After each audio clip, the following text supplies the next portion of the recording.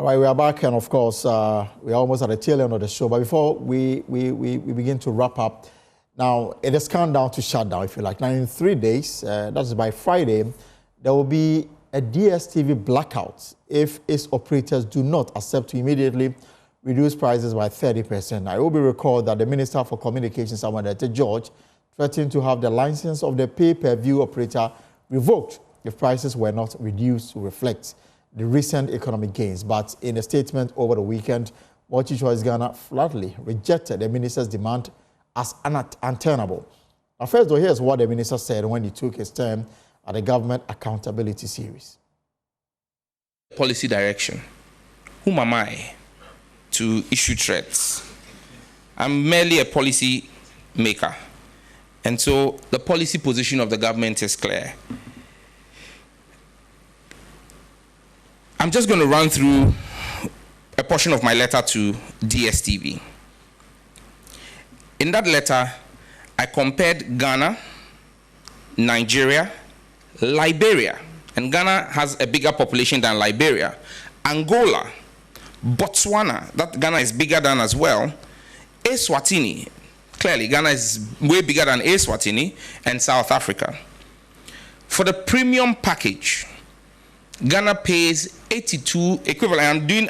What I did was I took all the package prices and pegged them at the central banks of all of these countries, their rates to the dollar, so that we have a uniform pricing. For premium package, Ghanaians are asked to pay $82.40. Nigerians are paying $29. Liberia is paying $61. Angola is paying $33. Botswana, $61. Eswatini, $52. South Africa, $51. Clearly, Ghana is way so high. There is no justification. It's the same content, the same old movies. And let's just be clear. The same Multi-Choice in June last year did a $30 price reduction in Liberia. Liberia's prices were similar to Ghana. They slashed the premium price by $30, slashed all the lower bundles by $17. What is good for Liberians and Nigerians is good for Ghanaians. I am not threatening Multi-Choice, and I'm not hounding them out. We're simply protecting the Ghanaian people. I have made a request for 30%. What I consider a proactive step will not be you writing to me and tell me that the prudent management of the economy by the Mahama administration that has led to upgrades in our credit rating by Standards and Poor's, Fitch, you tell me that that is a fluke. And so in my letter to Multi-Choice, I asked them since when they began rating economies. Because for them to tell me that the improvement, the over 30% appreciation of the Ghanaian cedi is unsustainable and cannot be projected against, I want to know what expertise they have in determining the future of the Ghanaian economy. We are simply acting as regulators. We will not give a license to a foreign entity to come and fleece Ghanaians. You want to work here in Ghana, you will work in the interest of the Ghanaian people. I gave them 21 days, they responded. I've given them another 7 days. By 7th of August, the NCA would suspend their broadcasting license if they don't come back to us with a reduction in price for the Ghanaian people. So today is the 4th of August, meaning Multi-Choice operators of DSTV, they've got up to, they've got three more days to either reduce by 30% or may have to have their license suspended. Now, since the DSTV Ghana also put out a statement maintaining an entrenched position, they say that the appreciation of the cedi is fluke, but the Minister for Communications, George Nate, is having none of it. They say it's untenable. They cannot reduce prices as of now. And the minister says that a reduction or no conversation, that is the Minister of Communication latest statement or reaction to DSTV's press statement that came up yesterday. Meanwhile, the minority on the Communications Committee of Parliament, they've offered to mediate the impasse between the ministry and DSTV and are calling for an urgent meeting of the committee. Let's see if we can have the deputy ranking on the communications committee, Mr. Charles Oredus, on this matter. Before that, you have also been speaking to this matter, so let's hear you on this. I think it's fair enough because looking at the subscription of the DSTV, the dollar rate has gone down and they are still maintaining their subscription because once the dollar rate went up, they increased their subscription to match the gainward of the dollar. But since it has reduced, I think it will be fair enough to also reduce their subscription rates. I think it's a welcoming news because I think you want everyone to get maybe at least DSTV because some of them don't have maybe like, let's take it, sports, another movie to watch or something. So when they reduce the price, many people will get money to buy, then use it. If they are to cut off their license, there are a lot of matches that they are going to show that our local stations or our local channels doesn't show. And it's going to make people who are interested in football and any other related activities like wildlife, because there's this particular channel on the DSTV app that's Nat Geo Wild. That aspect of DSTV is very educative, do you understand? So if they are going to cut off the license, I think in a way it's not going to help, but in a way too, they can also cut down their costs and then it would help we all. I think it's in order. I agree with the minister. Looking at the general market, I think things are drastically being reduced. So I think DSTV should take this thing in good faith. I think they are in Ghana to do business.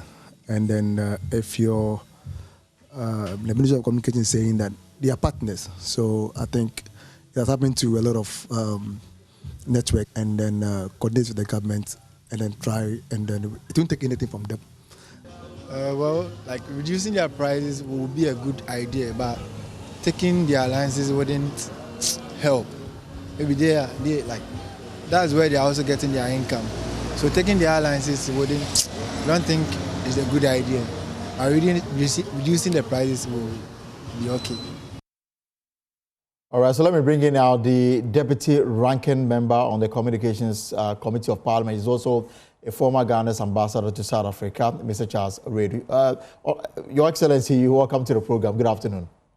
Elton, I'm grateful. I'm grateful. Thank you for the opportunity. Great. So let me use myself as an example. So my subscription on DSTV ended on Saturday, and I was torn between renewing or not. Now, as I speak to you, I have not renewed because there is a threat for them to reduce or have their license suspended on the 7th. If I go ahead and renew it and the license suspended on the 7th, that will be to my disadvantage. And I'm sure a lot of Ghanaians find themselves in such a similar situation. What are you doing to bring some sanity in this particular arena? Yes, thank you so much for the opportunity. So what the minority has said is that currently there are two issues. One is to get DSTV to reduce the cost of, subscribing. That on that score, we totally agree with the Minister for Communication because we all believe that how much we are being asked to pay is too much. If you should compare Ghana to what the other Anglophone, West Africa and then Anglophone African countries are paying, looks as if Ghana is being, asked to pay too much. Because per the comparative analysis that was, generated by the minister, we can clearly tell that Nigeria is paying, the lowest.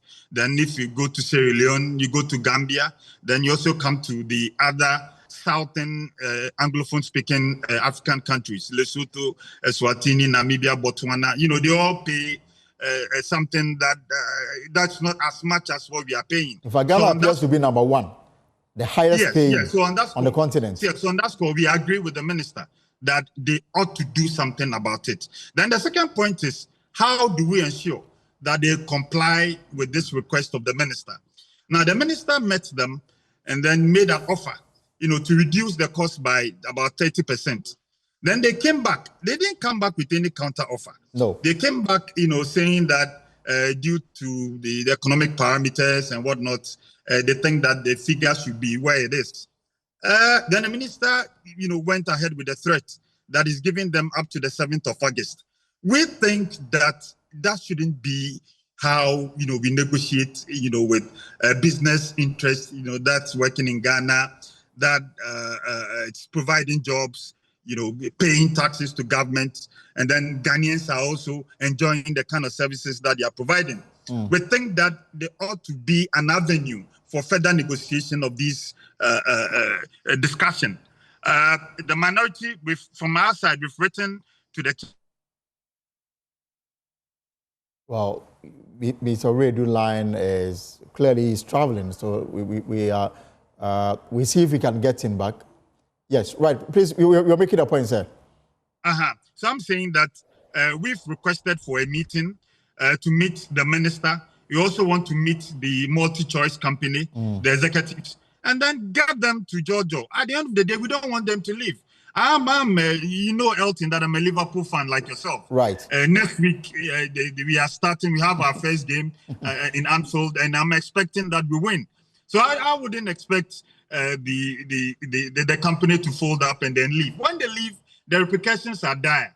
So we still believe that there ought to be an avenue for further negotiation. We still are confident that after our meeting with the minister and then that of the company, the two sides will see, each other in a way for Ghanaians to benefit. Because we also don't want a situation where Ghanaians are asked to pay too much for services while in other countries people pay less for the same services. But why only the minority side on the committee? Well, we wrote to the whole committee. We don't chair this committee. It's chaired by Honorable Abednego. He's somebody who is level-headed. Right. I've just read a text message from him that he's trying to put together this meeting where the minister and then that of the multi-choice will come. So we'll meet them. Right. So again, we've lost him because he's traveling. The line is not that reliable. Honorable, so the meeting is happening tomorrow.